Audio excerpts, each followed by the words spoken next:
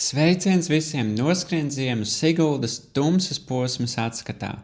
Šajā epizodē ne tikai par to, kā gāja, bet arī parādīšu, kā ik viens var izmantot noskrien rezultātus, lai pārsteidzoši precīzi novērtētu savu taku skriešanas progresu. 3, 2, 1, aiziet! Siguldas nakts posms iesākās haotiskā kā parasti, jo mums visiem pirmajā kilometrā bija jāsatilpst uz gājēju ietves. Godīgi sakot, arī visa mana galva bija krietni lielākā haosā kā parasti. Man bija bijusi stresaina diena, un tai pa virsu tieši pirms braukšanas uz Siguldu ar auto atpakaļgaitā ieskrēju savu čoma mašīnā. Tāpēc šajā mirklī manas domas ir pavisam citur, un man vispār nav kapacitāte domāt par stratēģiju un sekot līdzi, kas notiek apkārt. Es nolēmu, ka es vienkārši skriešu.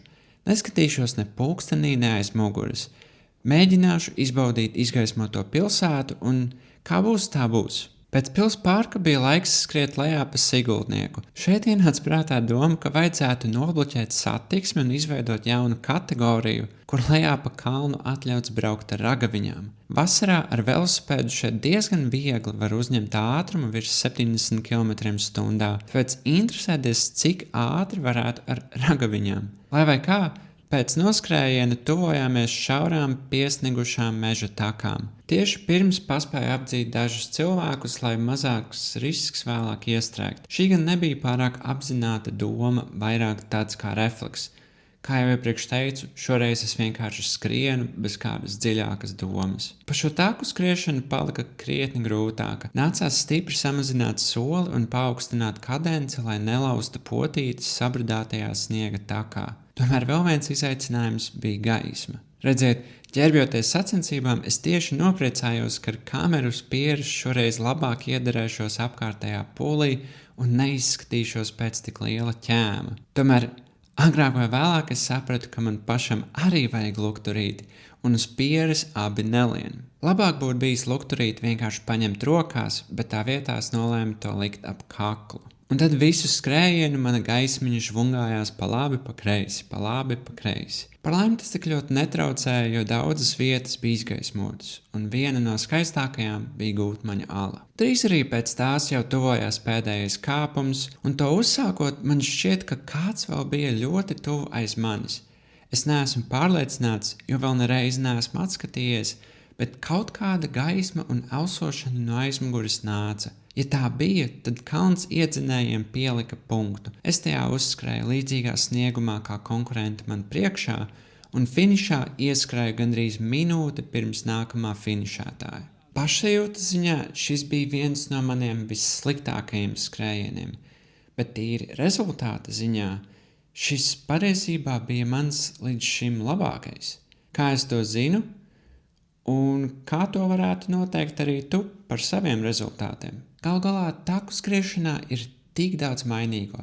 Temps neko nenozīmē, un pat viena un tā pati trase divās dažādās dienās var būt pilnīgi kaut kas cits, nemaz nerunājot par divām dažādām trasēm. Patiesībā viens no vienkāršākajiem veidiem ir salīdzināt ar citiem skrējējiem, bet tad, protams, arī viens rezultāts par ilgtermiņa progresu īsti neko nepateiks. Diemžēl, vai patiesībā par laimi, mums Latvijā ir viens taku skrējējs, kurš ir ārkārtīgi dominējošs un ārkārtīgi stabils. Tāds, kurš viscaur gadu ir lieliskā formā, un tā vien šķiet, ka vienīgais iemesls viņam nebūt kādās sacensībās ir fakts, ka vienkārši tajā dienā bija kādas citas, kas uzrunāja vairāk. Jā, es runāju par Kristapu Bērziņu. Man ar viņu savā starpā pēdējo 3 noskrien ziemu sezonu laikā katru sezonu līdz šim ir bijis tikai viens skrējiens, kurā es vai viņš neesam piedalījušies. Tas nozīmē, ka līdzīgu distanču sacensībās abiem vienmēr vienos un tajos pašos apstākļos mums jau ir 10 rezultāti, ko savā starpā salīdzināt. Pie tam Kristaps vienmēr skrien labi, tāpēc tā ir tāda kā latiņa vienkārši. Un ja tu paliec labāks, tad tu vienkārši laika gaitā vari redzēt, vai tu tai latiņai pamazām tuvojies klāt. Tāpēc es ievācu mūsu abu finiša laikus un aprēķināju tempa starpības uz kilometru par pilnīgi visām sacensībām noskrien ziemu, kurās mēs abi esam kopā piedalījušies. Es pats patiesībā esmu ļoti pārsteigts, cik precīzi šis atspoguļo savu progresu. Protams, es saprotu, ka ne visi ir tādi datu un tabulu baudītāji kā es, un tagad nebūs gatavi rakties kaut kādās vēsturiskās sacensībās un meklēt katra cilvēka rezultātus. Tāpēc, lai visiem tas būtu pēc iespējas vienkāršāk, es uztaisīju mājaslapu, kurā es esmu ievācis rezultātus par pilnīgi visiem dalībniekiem, gan tautas, gan sporta distancē, kopš laikam 2018. 19. gada sezonas. Šeit jūs varat salīdzināt jebkurus divus cilvēkus savā starpā, ne tikai pret bērziņu, un redzēt, kā ir laika gaitā mainījusies starpība jūsu finiša tempos, kā arī vienkārši redzēt katra finiša vidējo tempu. Un šeit panākuma atslēga tas, ka ir diezgan liela daļa cilvēku, kur trenējas visu caur gadu un piedalās gandrīz visos noskrien ziemu posmos. Tāpēc, ja jūs esat piedalījušies vismaz dažos, jūs noteikti varat atrast kādu, ar kuru salīdzināt savus rezultātus. Ceru, ka jums ikvienam noderēs. Links uz mājaslapu ir videoklipa aprakstā. Tas tad šodien arī viss, un tiekamies Ļaudonā!